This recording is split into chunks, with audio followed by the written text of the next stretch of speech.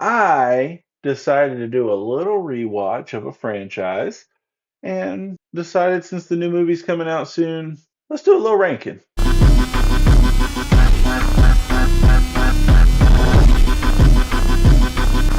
It'll be fun. Obviously, I haven't reviewed any of these, so I'm going to do a little mini, why I put a movie in a specific spot. First through sixth place, as you see over here. And then down here, you have Scream 7. Obviously, this is going to go here. Put a little what I hope to see them do with Scream 7 and certain characters or whatever. Let's get into it. The Scream franchise is a self aware slasher series that mocks horror tropes while delivering solid scares, witty dialogue, memorable kills. Here's a quick ranking of the films that are out so far. Before we begin, it is important that I state this. Overall, truly no bad film exists in this franchise. There are ones that I think get looked down upon because of certain things or certain technology that doesn't exist. But overall, actual film, none of them are bad. You take Scream's worst movie and pit it against the worst movie in any other franchise, and you will get an Oscar worthy film compared to the films that are the worst in any other franchise. So I'm not saying any of the Scream movies should win Oscars. I'm not saying any of them should have won Oscars. What I am saying is that you pit the worst movie in this franchise against the worst movie of another franchise, and this franchise's worst film is Oscar worthy in comparison. That's all I'm saying. Now, first up, we have Scream X is in sixth place. You have a bold location change, insanely creative set pieces. You have the bodega chase, which was a very fun change of pace, gorier and faster paced, great action horror energy. Feels like the series is about to level up until the rest of the movie happens. First thing, Gail survives with absolutely zero reason for it. She's the worst character in each movie outside of the killers, and besides the third or fourth films, she offers nothing to each movie, constantly having to learn a humility lesson just to rinse and repeat and having to relearn it in every film. She should have gotten killed in Scream 4, where she's finally showing growth, even if it's a small amount, and like she doesn't need to relearn her same lessons that she had to learn in 1 through She 3. needs to figure it out. Would have been a good legacy death for the fourth film had she gotten killed in the barn during the Stabathon attack. Very poor reveal of the killers in this film. There was great potential with the cult of Ghostface idea, but they missed on it. Along with that, there's some survival logic that is cartoonish. Yes, we run into it a little bit in other films with Dewey, but his survival is a little bit more believable with stabs in his back versus all the stabs that Chad suffers in the sixth movie. The fifth movie was really kind of leaning into it, whereas the sixth movie kicks the door down with cartoonishness as far as survival stuff is concerned. I really like some of these characters, Chad in particular. I really love his actor is great in everything I've seen him in, but there's no way that three or four of them should have survived, and it's leaning so hard into absurdity at times. Overall, the story of the sixth movie is boring, and somehow the killers come off more whiny than Mrs. Loomis in Scream 2. Billy's mother. By far, this is the worst film. In fifth place, we're heading back to Woodsboro for Scream 4. Sydney returns to Woodsboro, new teens die, same old song gets played. Positives for Scream 4: sharp satire on remakes and social media, solid modern kills, great attempt at a fun opening fake out, but making a false opening kind of does hurt it a little bit. It kept it from being a great opening, but it still was fun nonetheless. While it's nice to have new teens added in, this movie fails at delivering on likable teens outside of Kirby and Charlie. I'm warming up to Jill. The more I rewatch this franchise, the more I warm up to Jill a little bit.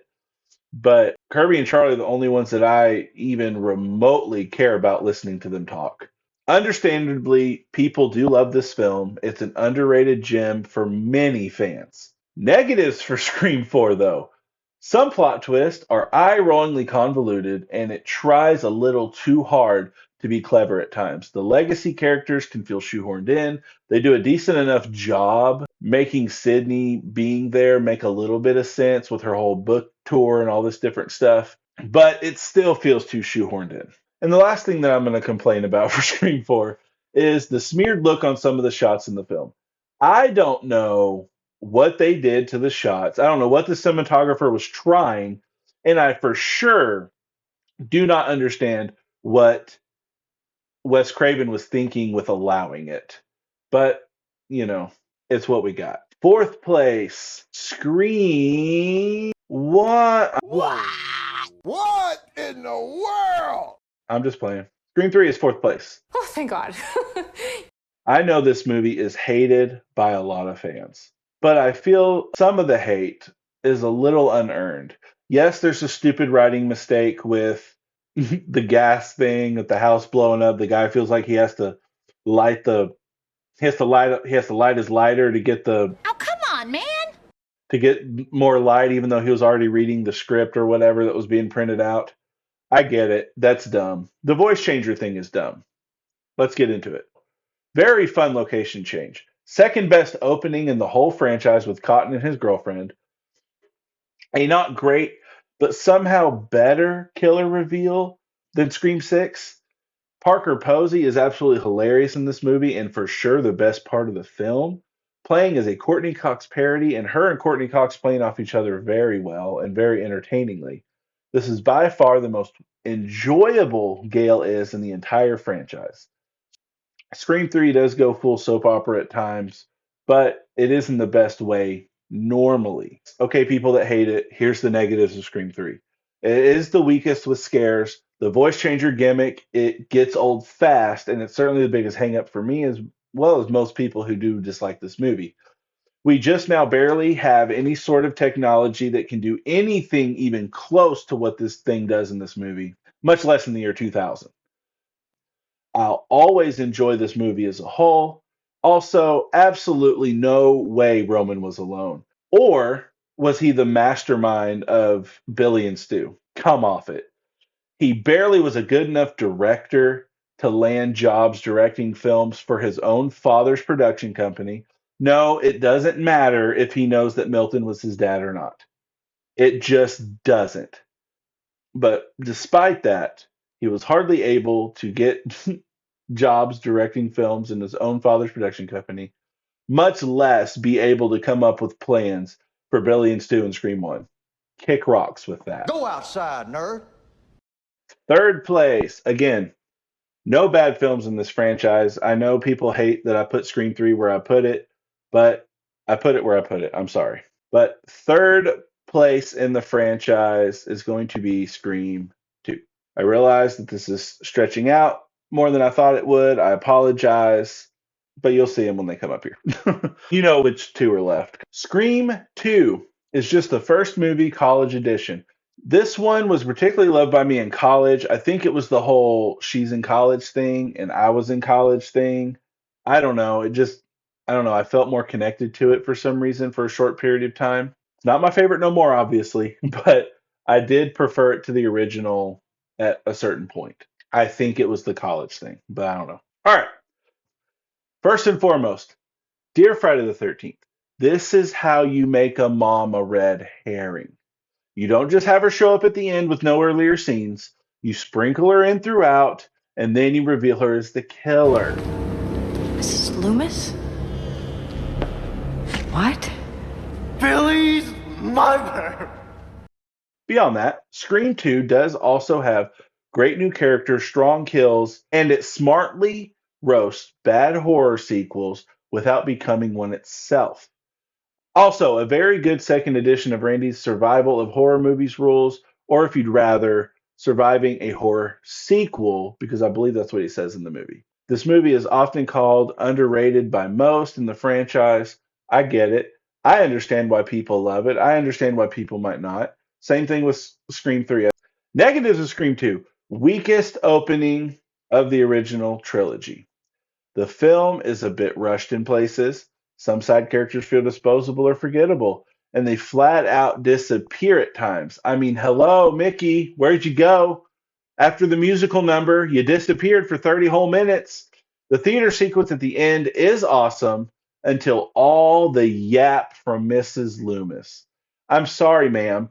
You don't get to revenge your son's killing when he was killed while killing other people and trying to murder more people and kids at that, teenagers. I'm sorry, you don't get to have that revenge and you don't get to have that whining. I know it's sad your son is gone, but give me a break, lady. He was a murdering psychopath.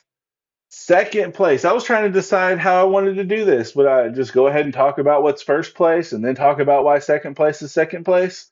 I think I'm just going to do second place. Scream 5. Legacy sequel, requel, however you look at it, it is a requel, I think. New generation in Woodsboro dealing with a new Ghostface while the OGs make cameos. Halloween 2018 walked so that this movie could run. This was the only successful attempt at recreating the requel magic of Halloween 2018. While overall Halloween 2018 is a better film, this movie has more success slightly in one area of it being a requel. Just one area. And that is inserting your legacy characters into the film. Halloween 2018 unfortunately does falter by only having one legacy character that they're inserting. I know Michael Myers is technically a legacy character, but he was the killer, so I'm not including him in that. So you have one legacy character that you're putting into your mass new group of teenagers, new group of characters overall, whatever. And I apologize if that's distracting. My light switch keeps popping up through my green screen deal here. Sorry. All right, the positives of Scream 5, and I'm going to also talk about why it got bumped up above Scream 2 and ultimately the others. Scream 5 is a loving tribute to the original with brutal kills, funny jabs at requels, and the toxic fandoms that come along with a lot of franchises, horror or not. There's a strong new cast. I know Jenna Ortega is in it, and yes, she's a phenomenal actress. I think she has a really bright future ahead of her. But I am way more impressed, probably because I was not introduced to them until Scream 5. But Mason Gooding and Melissa Barea, I know I probably mispronounced her name. I apologize. We've been through this before. The movie itself, though, beyond the cast, the movie itself nails the balance of nostalgia and fresh blood. It's so good. Why does it get a jump over Scream 2 and the rest? Due to it having the perfect choice for an emotional death impact of a legacy character. This, unfortunately, being Dewey. May he rest in peace.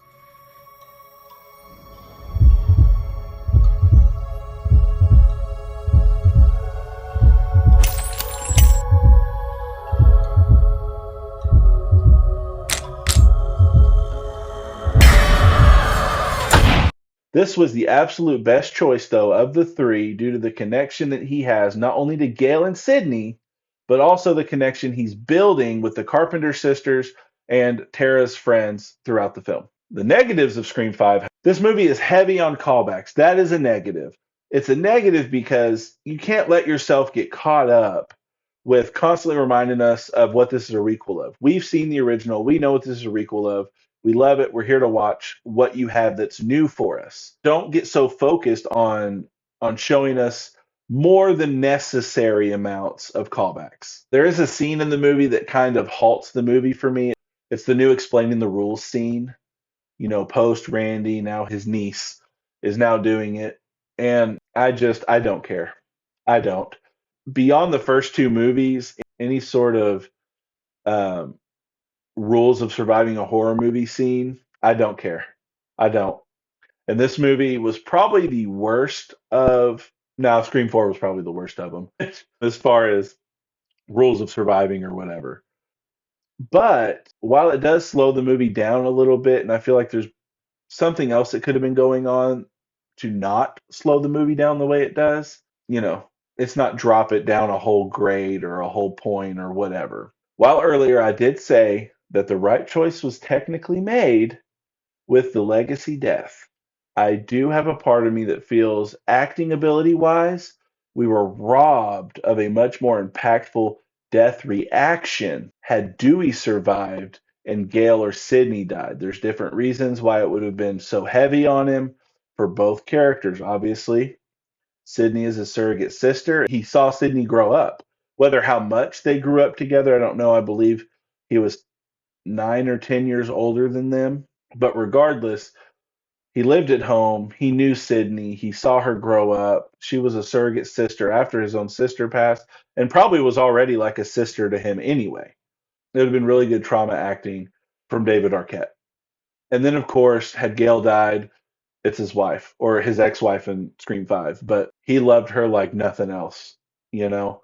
And I think we were robbed of his ability to do or what we would have gotten reaction wise. I just feel like we're robbed. Lastly, speaking of Dewey's death, it is completely unbelievable to me when we get revealed who got to kill Dewey with how he dies. Sorry. No. Let's see if I can do this without. I promise to never do it like this again. I will check this first and see how this stretches out. First place is obviously going to be Scream from 1996, the one that started it all and basically saved slashers from the grave. I'm sure there's rankings where it's not number one, and those are probably more interesting rankings than mine, but it's the best to me. It's one of the best horror movies ever made. It's one of the most rewatchable horror movies ever made. So it's number one. And positives and negatives of the original Scream. Perfect meta script, iconic opening kill, killer cast chemistry, pun intended, genuinely tense and funny at times, still holds up as one of the best horror movies ever made. Negatives? Just one. Well, two, kind of. If you've seen this movie, I don't care if you've seen it 50 times, I don't care if you've seen it 10 times. The big reveal might feel predictable now, and that's understandable. The fun part of knowing who the killers are, upon rewatching, if you pay close attention, the stunt doubles, excuse me, because I don't know if you know this, but it wasn't Skeet Ulrich or Matthew Lillard. It was stuntmen. I don't know if it was the same stunt guy or if it was different. If it's the same guy, it's even more impressive to me because I feel like you can tell from body movement, body language, and things like that who each kill is done by. I think you can tell when it's Billy. I think you can tell when it's Stu.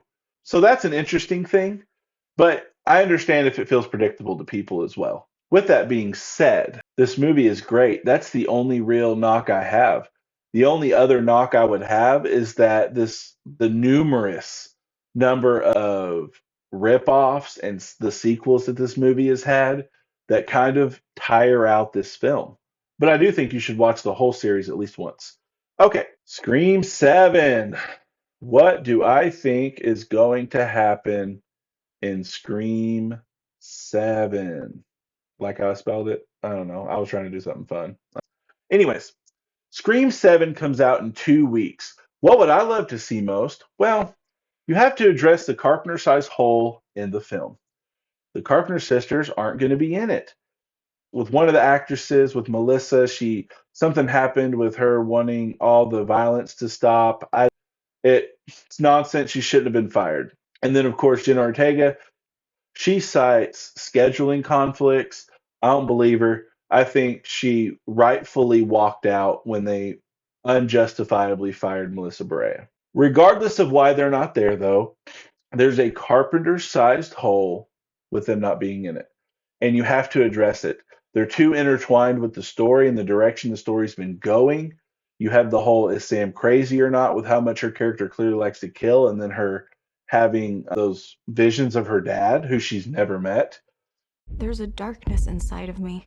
But anyways, I think you have to address that in some way. And unfortunately, I think the only way to do that is to kill him off screen at the beginning in some way.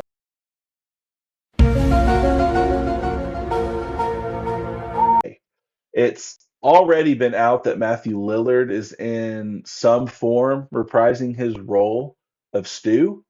And I'm seeing a lot of people saying this is going to be AI only. He's only going to just be a voice or AI video, whatever. Here's the problem with that: it would be the absolute waste, the biggest waste of having Matthew Lillard come back and just be AI, whether it's voice or video or whatever. There's two reasons for this. One, majority of fans want him back as the killer, so limiting him to a return in that way where he's just AI could backfire big time. Rating of your film, the amount of money that you're going to make, because let's face it, the leaks are going to come out. People are going to show who the killers are, say what role Stu has in the film. And if he's not what most of your fans are going to want to see, you may ruin your own potential box office and potential for Scream 8, even though it's already been confirmed or whatever, it could still get canceled. So don't shoot your. I hope they don't shoot themselves in the foot and decide to use him as just AI, because that just would be the biggest waste of having him come back. Number two, you can't do the AI video thing because you can't really do with him what they did with Skeet Ulrich for Screams 5 and 6 with the CGI de aging. They age totally different. People age differently. These two men for sure did. I'm not saying Matthew Lillard looks terrible. I'm saying his body is no longer built the way he was when he was 20 versus Skeet Ulrich, who I don't feel like he changed very much at all. I mean, obviously his face is older. Obviously he's older, but he's not broader. Matthew Lillard's much broader now than he was. I'm not saying he's fat. I'm fat. Come on. I'm saying he aged differently. He's a bit broader than he was when he played Stu when he was, I don't know, 20, 19, 24, however old he was. Regardless, it was 26 years ago. So his body is totally different. So I don't think you can see CGI de-age him in the way that you did Skeet Ulrich. Another thing I've seen is he's alive, but he's going to be helping the police in some way. This would be fine, but only if he's doing it to gain certain privileges or to acquire a transfer of some sort where he can escape at the end, cliffhanger style, and that leads into the eighth film. Apparently, it's already been confirmed. I haven't seen a lot of concrete evidence of that, but apparently it has been. Whether it's that and he doesn't show up to kill until Scream 8, or he is in fact in Scream 7 and is killing in Scream 7, I want to see him obviously actually be alive and doing it, but also give him the Halloween 2018 Michael Myers treatment. He's older, he's more violent, he's more brutal overall, and he's more creative with some of his kills. Finally, more legacy characters have to die. I don't care which one or if it's both, but one of them has got to go. And leave Chad alone if you're not going to kill him. Obviously, he can have some injuries or whatever trying to survive, but if he's just going to live, don't stab him up in a way that's like he's gone for sure this time, and then just have him live. Come on, it's already cartoonish in Scream 6. Don't make it more so in Scream 7. And that's all I have. If you like snarky slashers with heart and a lot of stabbing, this whole series is a scream. Which one's your favorite? Is your ranking like mine? Put your ranking in the comments. Put your favorite kill in the comments. But put it all in the comments. Please subscribe if you haven't. Please like this video. I'll see y'all later. Goodbye.